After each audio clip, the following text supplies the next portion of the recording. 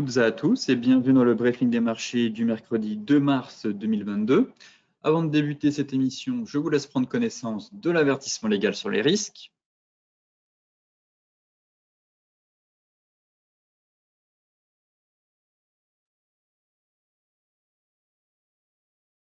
Et donc ce matin, nous avons sur les places européennes une tentative de rebond après la grosse chute qu'on a eue sur le CAC et le DAX qui ont quasiment perdu 4%. Néanmoins, on a quand même des indices qui restent sous pression. Hier, Wall Street a justement entamé le début du mois dans le rouge sur fond justement d'intensification de la guerre entre la Russie et l'Ukraine qui a alimenté les craintes des investisseurs, affectant particulièrement le secteur justement financier qui a décliné pour une deuxième séance consécutive. Donc, la Russie hier a prévenu les habitants de Kiev d'évacuer la capitale ukrainienne et a bombardé la ville de Kharkov au cours d'une 6e journée d'offensive. Par conséquent, cette invasion lancée par Moscou a provoqué des critiques et des sanctions de la part de l'Occident, dont le gel des avoirs de dirigeants, dont celui du président russe Vladimir Poutine, et aussi, enfin, l'exclusion de banques russes du réseau SWIFT. Donc, inquiétude toujours sur les marchés, ce conflit entre l'Ukraine et la Russie. Comme je vous le disais, les indices ont donc commencé le 3e mois de l'année dans le rouge après déjà les 2 premiers mois négatifs. Bon, ce matin, on tente de reprendre un peu de hauteur en Europe. Apparemment, la Russie aurait accepté de reprendre les négociations avec l'Ukraine. Néanmoins, il y a quand même toujours inquiétude concernant l'économie qui reste quand même la principale source, comme je vous le disais, en tout cas la principale raison des inquiétudes au niveau des investisseurs. Car effectivement, ce conflit entre la Russie et l'Ukraine pourrait fragiliser l'économie déjà européenne, mais aussi accentuer un peu cette poussée inflationniste qu'on a, notamment avec actuellement la flambée du pétrole, qui a encore bondi une nouvelle fois ce matin, et surtout la flambée des matières premières agricoles, dont le blé. Alors, les États-Unis ont décidé à leur tour de fermer leur espace aérien aux appareils russes, alors que les forces russes tentent d'encercler les villes ukrainiennes en intensifiant justement les bombardements près d'une semaine après le début de l'offensive. Néanmoins, on peut espérer une légère accalmie en fin de matinée, début d'après-midi. En tout cas, il y a quelques news là qui sont tombées dans la matinée, comme je vous le disais, disant que la Russie était de nouveau prête à reprendre les négociations avec les dirigeants ukrainiens. Donc, espérons qu'on ait, comme je vous le disais, une légère accalmie, une légère pause, ce qui permettrait justement derrière aux indices enfin de reprendre un peu de hauteur. Enfin, on fera le point dans la partie macro, mais c'est vrai qu'on a eu l'estimation des prêts à la consommation en zone euro qui montre justement des pressions inflationnistes avec le conflit en Ukraine. On fera le point juste après. Effectivement, l'inflation en zone euro a de nouveau atteint un nouveau plus haut annuel. Enfin, autre quand même rendez-vous attendu par les investisseurs, l'audition à partir de 16h du président de la Réserve fédérale, Jérôme Powell, par la Commission des services financiers de la Chambre des représentants des États-Unis. Donc là, pareil, forcément, ça tend de la part de Jérôme Powell à des annonces potentiellement concernant sa politique monétaire et le resserrement monétaire à venir, peut-être se montrer moins agressif. Effectivement, on fera le point dans la partie macro aussi. On voit actuellement comment les Fed Funds price les différentes hausses de taux, mais forcément, il sera interrogé sur les répercussions de l'offensive de Moscou en Ukraine et par conséquent sur la politique monétaire que la Fed va adopter derrière. Justement, dans la partie macro, L'inflation, donc ça aussi, c'est un des thèmes qui va quand même continuer d'alimenter, enfin en tout cas d'animer l'année boursière et tiré à la hausse forcément par la flambée des prix énergétiques. Le taux d'inflation annuel de la zone euro est estimé à 5,8% en février 2022. Contre 5,1% le mois précédent. Donc, finalement, le pic inflationniste n'a toujours pas été atteint. Certains opérateurs espéraient qu'on aurait eu ce pic au mois de février, mais on a une inflation galopante aux États-Unis comme en Europe. De ce fait, là pour le coup, les opérateurs s'attendent toujours en fait à ce que la BCE procède finalement à une première hausse de taux. Donc, autant aux États-Unis, comme je vous le disais, on avait un peu des estimations tirées par les cheveux, dans le sens où certains opérateurs tablaient sur 6 voire 7 hausses de taux. Aujourd'hui, avec le conflit en Ukraine, ça s'est quand même bien calmé sur ces prévisions, ces perspectives-là. Mais en zone euro, globalement, pour avoir regardé un peu ce matin les prévisions, les opérateurs n'ont pas changé leur fusil d'épaule et s'attendent toujours, sauf si grosse dégradation indicielle d'ici là, mais ils s'attendent toujours à ce que la Banque centrale européenne procède en tout cas à une première hausse de taux entre le mois de septembre et le mois de décembre 2022.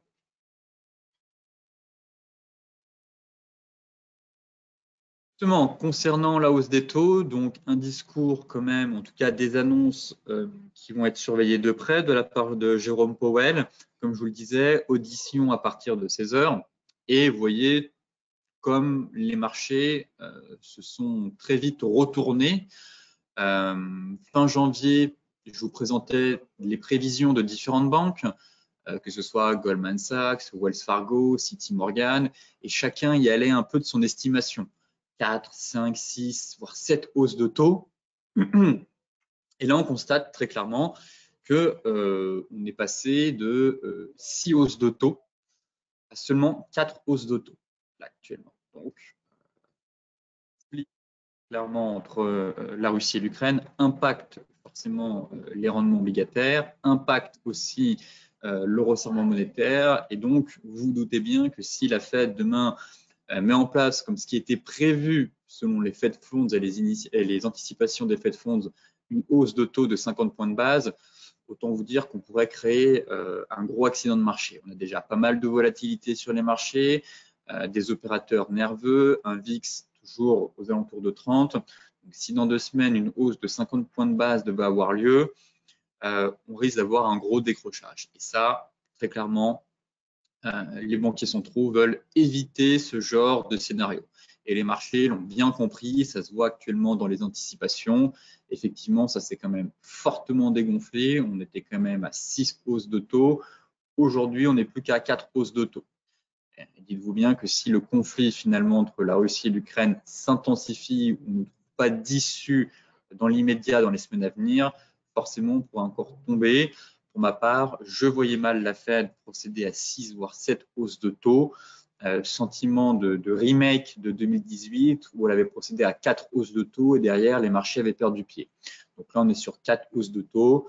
À mon avis, 2 voire 3 hausses de taux. Tout dépendra encore une fois de l'environnement et des tensions géopolitiques, mais aussi de la poussée inflationniste à venir. En tout cas, espérons qu'on aura un pic au mois de mars, mais comme on a pu le voir en zone euro, actuellement, nous n'avons toujours pas de pic inflationniste. En tout cas, le pic d'inflation n'est toujours pas derrière nous, puisqu'en zone euro, on est quand même ressorti à 5,8%. Donc là aussi, le resserrement monétaire ne dépend pas que du conflit en Ukraine et en Russie, mais aussi de l'inflation persistante un peu partout dans le monde, mais notamment aux États-Unis. Côté graphique maintenant, allons voir notre CAC 40. Je reprends un peu des couleurs ce matin après vraiment une grosse débandade hier. Là, on prend 1%, très bien. On a tenté une fausse cassure par le bas du canal, finalement ça tient. On est venu chercher des 6310 points. La fausse cassure du canal, en tout cas on a ouvert avec un gap baissier, derrière c'est repris. Donc pour l'instant j'estime que le pire n'est pas certain. Effectivement on a parcouru déjà un beau parcours, un bel objectif. L'objectif de l'ETE reste quand même aux alentours des 6150 points. Bon, on est venu chercher 6300. Là, j'ai pas spécialement envie d'être vendeur quand je vois qu'on tient les 6415. Et tant qu'on tient ce niveau, j'estime que le rebond peut se prolonger. Effectivement, si on reclôture de nouveau sous cette zone, 6390, 6415, on aurait une dégradation indicielle et on pourrait aller chercher l'objectif théorique. Là, finalement, on a eu un bear trap, une fausse cassure. Sentiment de rebond, comme je vous le disais, on a un apaisement des tensions puisque la Russie a accepté de reprendre les discussions avec l'Ukraine. Par conséquent, bol d'air pour les investisseurs et un léger rebond est en train de se mettre en place. Non, en données 4 heures, bon, on reste toujours dans une tendance baissière. Si le rebond devrait se prolonger, bon, ce serait d'aller chercher les 6540, 6570. Donc là, pour l'instant, rien à faire. Peut-être que certains ont tenté des achats à l'open. Autant on a peu une très belle réaction sur cette zone, étant donné qu'on a fait une incursion, autant sur le DAX, la zone mensuelle a parfaitement fonctionné. Et j'espère que certains ont réussi à mettre à profit cette zone. Là, effectivement, en données horaires, ça reste baissier. J'apprécie quand même le bel avalement horaire qu'on a eu ici, avec réintégration des 6415 et de la borne basse de notre canal. Par conséquent, pas envie d'être vendeur maintenant.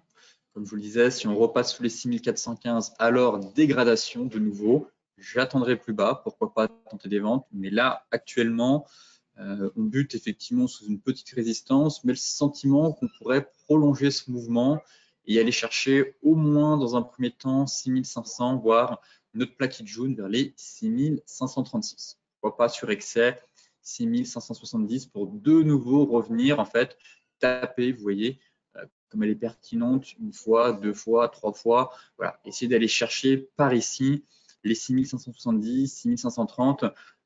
Tout dépendra en fonction de l'évolution des prix où se situe la MM50. Mais pour moi, on a un petit niveau clé à aller chercher à la hausse sur le CAC aux alentours de ce niveau.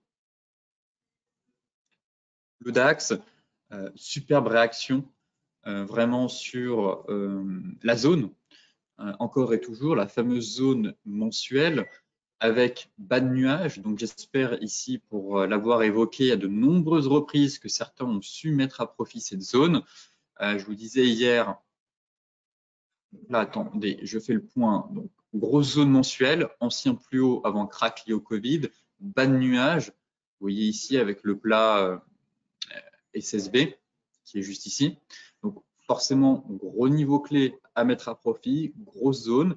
Pareil, si on enfonce ce niveau, on attendra bien plus bas, on aura une grosse dégradation, mais tant que ce niveau tient, il faut chercher des achats au plus près de cette zone. Donc, on l'avait quand même évoqué à de nombreuses reprises au cours des précédentes séances. On a eu un beau rebond ce matin dessus, quasiment presque 300 points maintenant. Hier, je vous disais, voilà, on pouvait tenter légèrement en intraday un achat dans cette zone. Si elle cassait, il fallait laisser tomber les achats et attendre la prochaine zone pour payer. Donc là, réaction immédiate sur la zone mensuelle, le rebond se met en place. Par conséquent, pareil, pas envie d'être vendeur proche d'une zone mensuelle. En tout cas, pas sur un rebond. Je pense qu'on pourrait aller chercher 14 130 et espérer un peu plus haut, 14 200, 14 300 sur le DAX.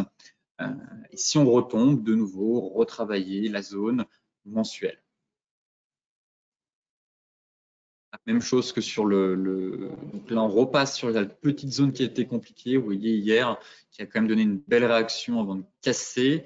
Donc là, on est sous notre zone intermédiaire où je vous disais attention aux dégradations si on passe sous cette zone. Donc on est sur un niveau de résistance. On a eu quand même un bel avalement haussier horaire. Ça, pareil, bon point. Et même chose que sur le CAC, en fait, je regarde ma MM50, mon plaquis jaune, et je me dis, bon, bah, j'ai une zone pertinente, une zone chaude à aller chercher vers 14 130, 14 250. Pareil, pas de stratégie baissière. J'estime qu'on est dans un rebond, que la zone mensuelle a tenu, avec comme ici un avalement haussier horaire validé. On a une résistance au-dessus de la tête. Si elle est amenée à casser, je pense qu'on devrait prolonger ce mouvement et aller chercher 14 130, 14 250. Voilà. L'idéal, ce serait de retourner sur les 14 400. Ça me paraît un peu beaucoup pour la séance, mais si on parvient déjà à aller chercher ce niveau-là, ce sera un très bon point.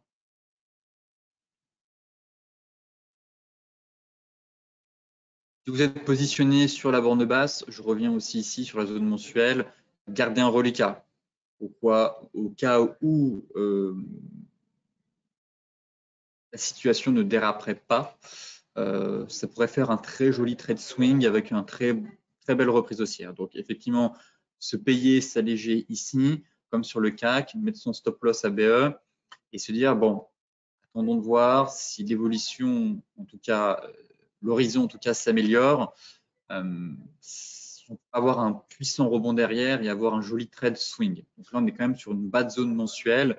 Très important de garder quand même un petit reliquat en se disant, bon, espérons que la situation s'améliore et derrière, les indices pourraient effectivement reprendre de la hauteur. Concernant le Dow Jones, belle réaction en fait sur notre zone qu'on avait vue hier sur les futurs suite à l'avalement 4 heures. On a atteint derrière la borne basse de notre range. Rebond technique, on devrait de nouveau avoir un gap haussier. Rien à signaler sur le cash actuellement. Avec chute derrière, c'est surtout les futurs qui m'intéressent où je trouve que les niveaux sont chirurgicaux, quoi. On a vraiment une pertinence des niveaux sur les futurs très intéressants pour se positionner uniquement et seulement sur ces niveaux. On devrait retourner sur les 33 550. Pour moi, on est dans un range 4 heures sur le Dow Jones. On va tout de suite aller sur les futurs. J'ai rien à ajouter là sur le cash. Je regarde quand même en données 4 heures. Entre Tenkan et Kijun, enfin entre Tenkan et Kijun. Donc phase de range en fait, comme je vous le disais, généralement quand on est prisonnier entre ces deux niveaux, c'est un range à prévoir et c'est ce qui est en train de se passer sur les futurs. Voilà. Hier, on a vu le bel avalement 4 heures qui était en place. Je vous disais, tenez, on a une grosse résistance, ça bute une fois, deux fois, trois fois, l'avalement 4 heures, on peut aller chercher la zone basse, on est venu chercher la zone basse. Voilà un peu comment cartographier le Dow Jones pour la semaine. Pour moi, on a un range. Achat 33 000, vente 34 000. Donc, gros range de 1000 points dans lequel il va falloir chercher à se positionner. Et c'est assez clair comme de l'eau de roche, je trouve, sur les futurs. Voilà. Très beau range sur deux grosses zones identifiées. Donc, la zone haute, 33 970, 34 100. Zone basse, 33 130, elle est assez large. Pour le coup, la zone basse est vraiment large, 32 900 mètres. Mais là, effectivement, de nouveau, dégradation, neutralité, range à trader. Actuellement, on est sur le milieu de range. Si certains ont réussi à payer en bas, tant mieux. Dans ce cas-là, s'il y a un rebond, eh bien, il faut aller chercher la borne haute. Basculons sur des unités de temps un peu plus courtes. Effectivement, le sentiment qu'on est en train de valider un petit double creux ici et qu'on pourrait reprendre de la hauteur. Mais voilà les zones qu'il va falloir travailler sur le Dow Jones cette semaine. La borne basse du range, ping-pong entre les deux bornes, borne haute. Si ça casse, on cherche uniquement des achats. Si de nouveau changer de retournement, des ventes pour viser TP1, TP2.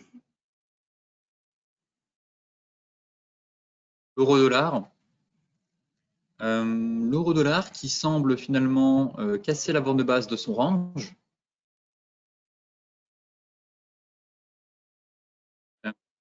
J'attends la clôture. Très honnêtement, je n'ai pas envie d'envoyer un short ici. Pas ce qu'on est en train de faire.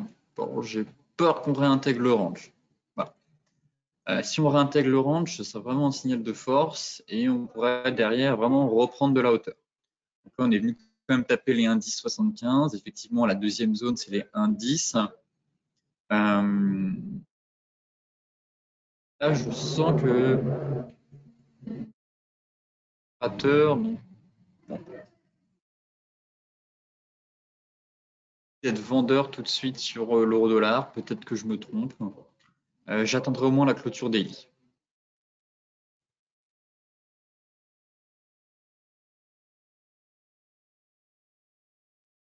Effectivement, le dollar s'est quand même renforcé avec les tensions et le conflit en Ukraine. Mais si derrière on a un apaisement des tensions, l'euro devrait logiquement reprendre de la hauteur. Et une clôture à l'intérieur du range, on aurait derrière un marteau en fait. Et donc un signal de retournement sur borne basse du range et donc potentiellement une reprise haussière.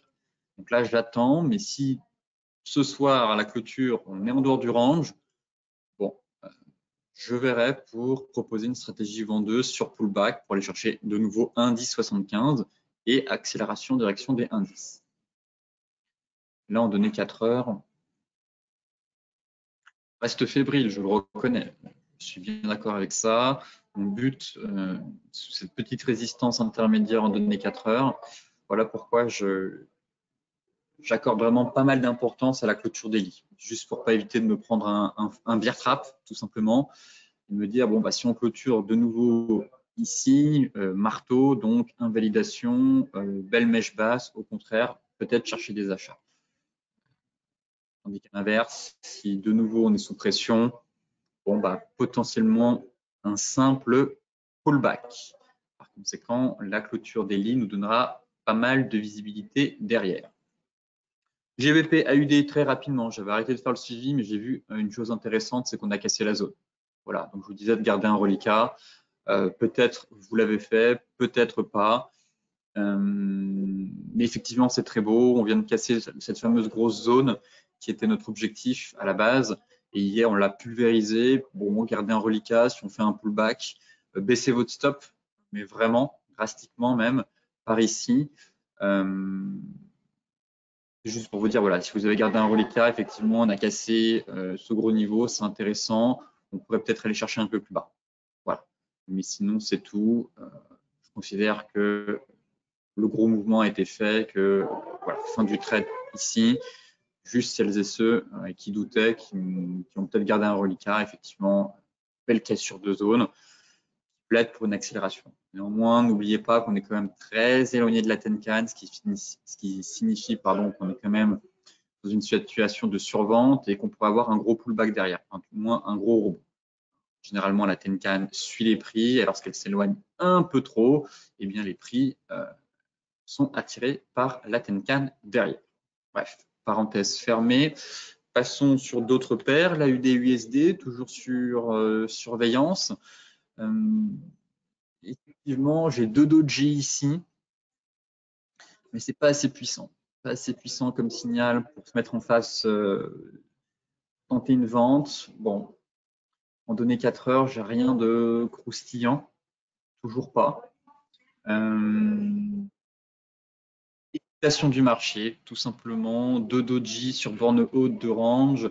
Mais non, j'aimerais. Voilà, l'idéal, c'est si on pouvait continuer encore un peu, mais ça, ce serait un peu dans mes rêves. Stabiliser ici, de se rapprocher de la même 200 et de l'oblique. Et là, juste même un signal 15 minutes ou horaire proche de ce niveau, ça permettrait de prendre le trade et de se protéger très rapidement.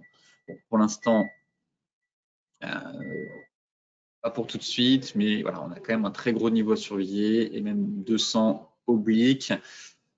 C'est une zone qui m'intéresse pour vendre. J'ai pas mon signal, toujours pas, à part deux doji, mais je trouve ça un peu fébrile.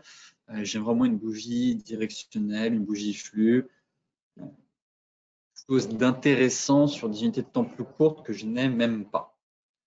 Voilà. Là, j'ai un range. Le seul élément que j'ai, c'est ce fameux range.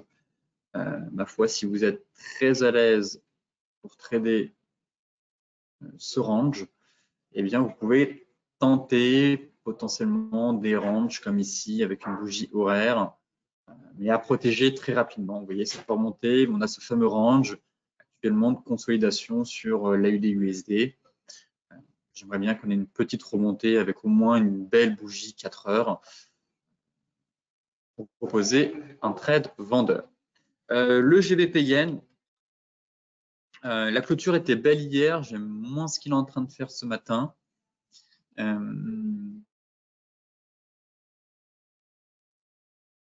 Avec ce faux signal. Et je n'avais pas vu, malheureusement, je vous disais effectivement, on avait une clôture sous MM200, scénario de vente avec un stop loss ici. Malheureusement, je n'avais pas vu en données hebdomadaires, autant pour moi, la MM50 qui était juste sous nos pieds. Donc ça, en fait, j'aime pas le fait qu'on ait la MM50 sous nos pieds qui empêche l'accélération baissière. Et derrière, on a une remontée et on réintègre au-dessus de notre plat Kijun hebdomadaire, ce qui fait que la vente devient peu à peu caduque. Et je n'ai pas envie d'être vendeur finalement sur cette paire maintenant.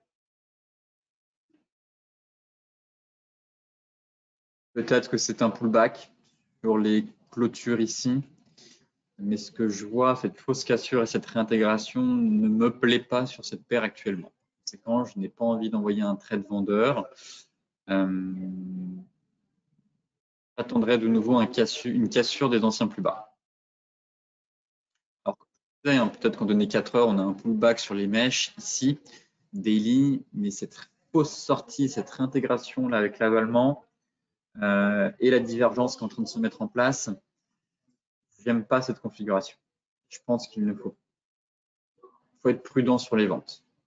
Et qu'au contraire, on pourra avoir une phase de trading range finalement. Vous voyez, j'ai des signaux qui ne me plaisent pas en données 4 heures. L'avalement, elle n'est pas validée, mais on est sur une formation de divergence sur bas de range. En daily, on réintègre le range, intègre le bas du nuage. Bon, il y a un flux acheteur qui est en train de se mettre en place et peut-être que j'ai mal ajusté mon range et que j'aurais dû prendre les mèches. Auquel cas, l'ajuster comme cela. Peut-être un peu trop large ici.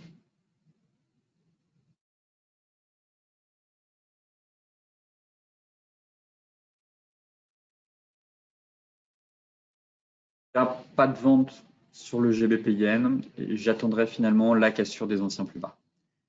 Ce qui dit cassure des anciens plus bas dit cassure de la MM50 weekly et là on pourrait avoir une accélération baissière.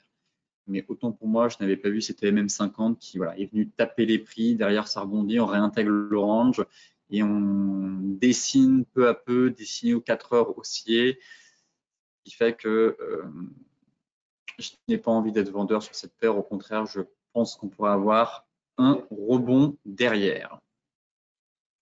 Le gold. Belle cassure des 1910, enfin, sur le gold. J'attendais ce niveau. Je vous disais, bon, ce serait propre qu'on ait la cassure de la Tenkan avec. Là, on est en train de faire notre pullback. Toujours suivi du trade. Je peux vous dire de plus, à part de remonter votre stop. Je pense qu'on va remonter les stops. À vous de voir si vous voulez laisser votre stop loss ici. Garder un reliquat. Mais celles et ceux qui ont payé soit sur la divergence, soit sur la cassure ici, encore une fois, je le répète, mais j'espère que des prises de bénéfices ont été faites. Si ce n'est pas le cas, eh bien, pensez à vous payer même maintenant et remonter un peu votre stop. Voilà, je pense qu'on peut remonter le stop vers les 1890. J'ai presque envie de le remonter ici, quasiment, sous les 1900. Je trouve qu'on a un beau niveau, on est au-dessus de la même 50. en données daily.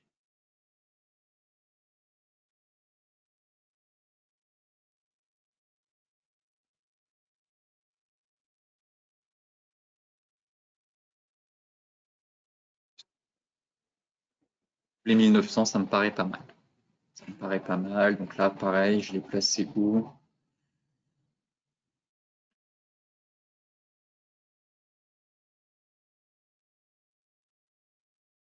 Là, gestion de position, on remonte les stops et on laisse courir le trade.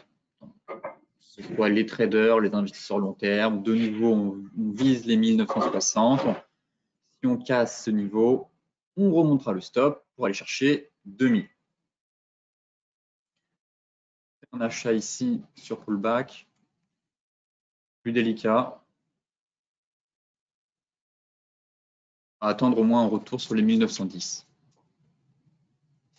On a quasiment eu le pullback ce matin.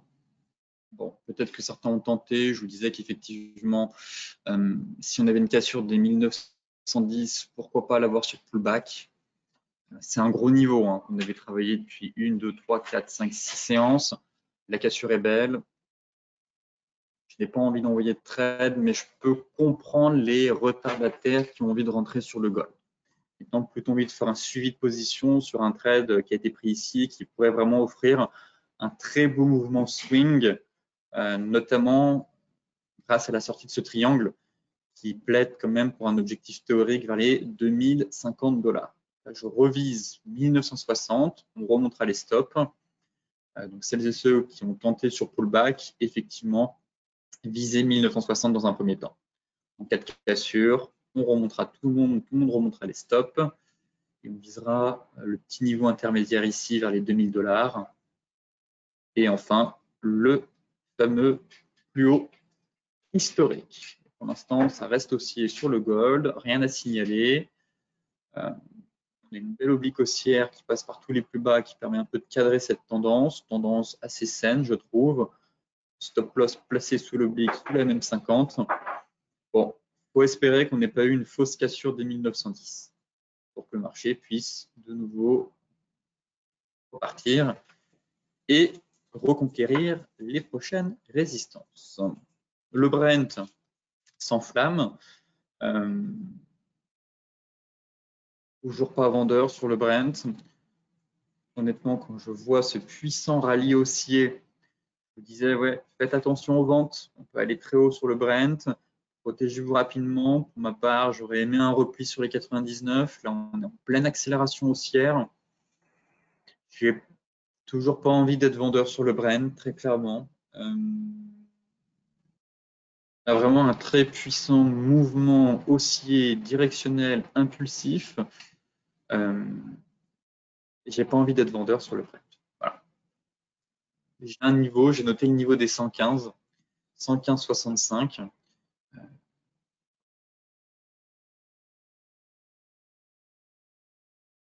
Effectivement, j'ai un beau niveau que je note. On a une belle zone 115, 116,40.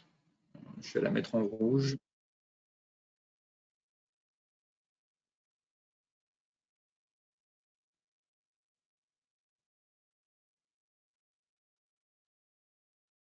Là, on a une très très belle zone de prix.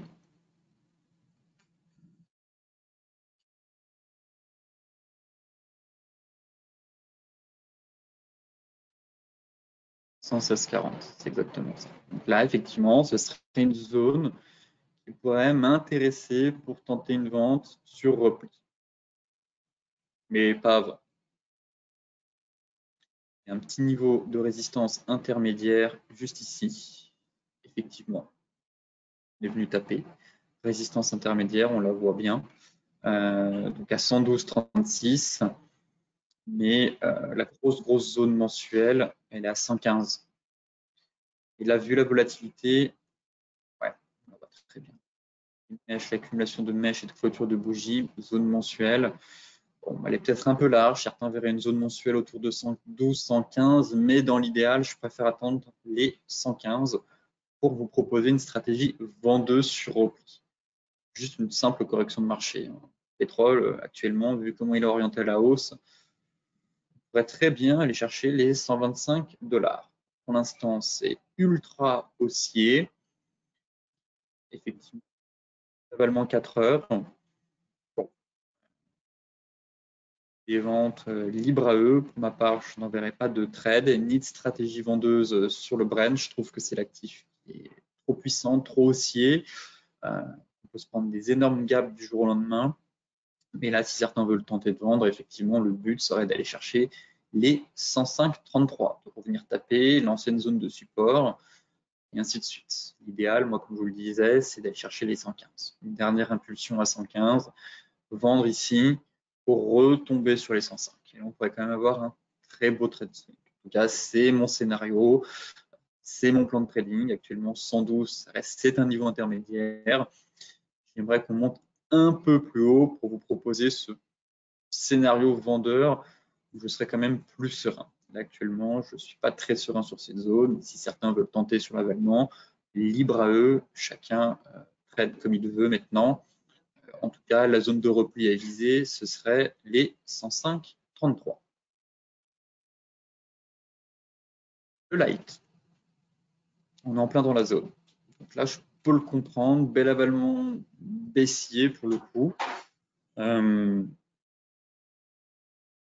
C'est très propre. Taper la zone, les 110. On peut comprendre effectivement que certains veuillent tenter une vente sur ce niveau. Elle est juste splendide, effectivement, on est en plein dedans, on a fait un excès haussier.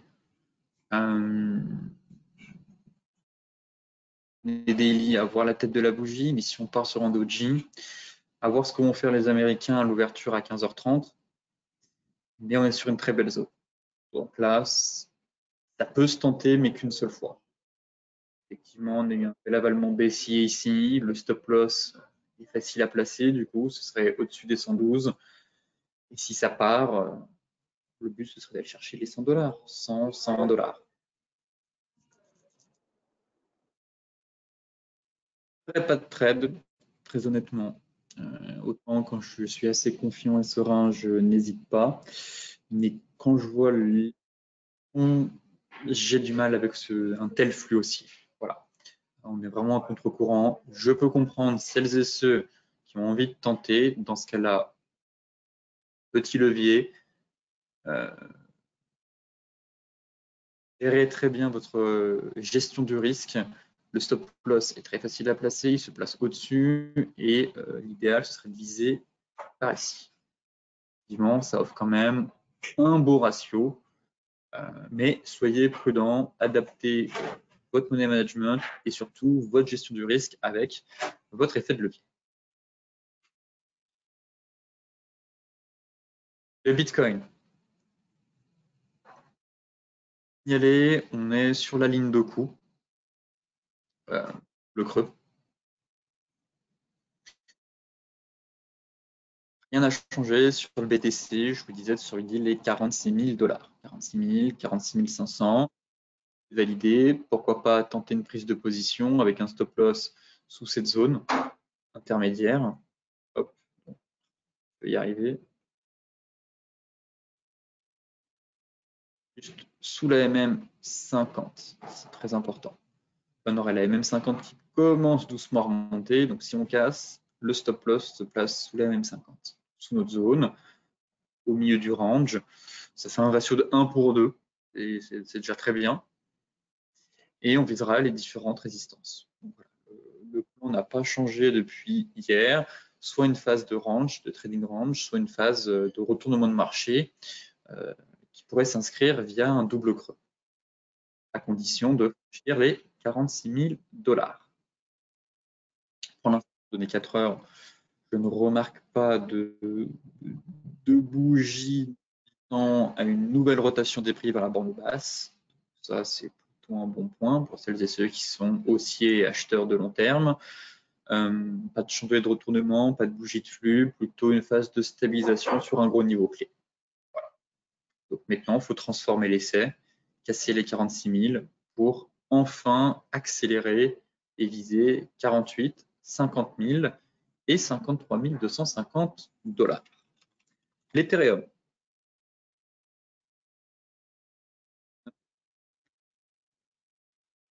Là, je me souviens plus d'avoir mis un trait bleu ici, donc peut-être que certains sont rentrés en position à borne basse du range, couplé à leur borne basse du canal. Impossible de me souvenir si on avait mis en place un plan de trading, mais dans ce cas-là, effectivement, remontez votre stop un peu plus haut. Vous avez vous avez potentiellement un point bas actuellement, donc n'hésitez pas à remonter votre stop et à viser les 3250. Donc l'Ethereum est légèrement en retard par rapport au BTC. Effectivement,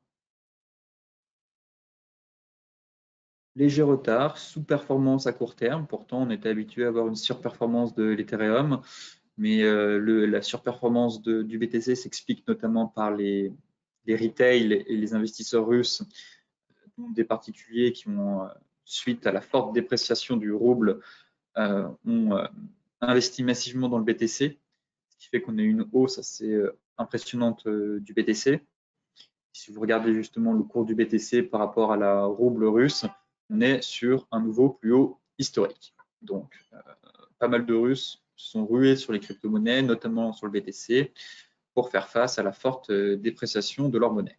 Maintenant, le plan reste le même. On est toujours dans une phase de trading range potentiel entre les 3250 ou les 2322. N'écartons pas non plus le scénario d'un double creux sur le BTC. À mon avis, si le BTC valide ce double creux, l'Ethereum devrait effectuer son rattrapage et valider le double creux. Donc là, rien à ajouter pour ma part.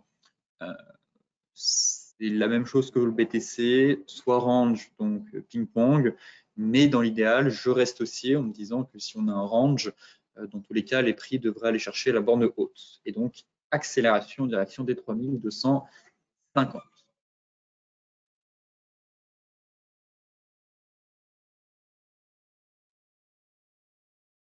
Casser cet oblique, on avait déjà notre canal.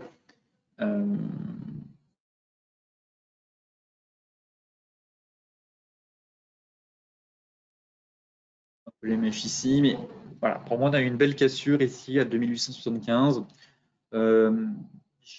C'est confiant à court terme. En tout cas, je verrais bien le marché aller chercher les 3250.